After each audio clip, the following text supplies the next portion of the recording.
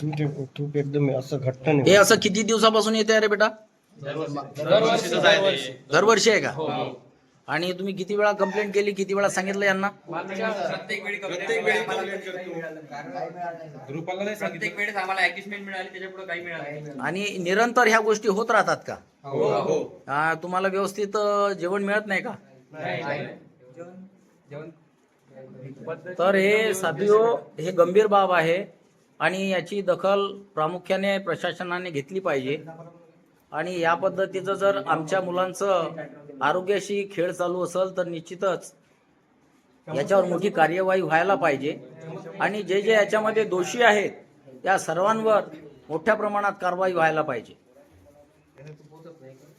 हे सॅम्पल घेतलेलं आहे आणि हे सॅम्पल चेक केल्यानंतर पुढील कारवाई आम्ही प्रामुख्याने करणार आहोत.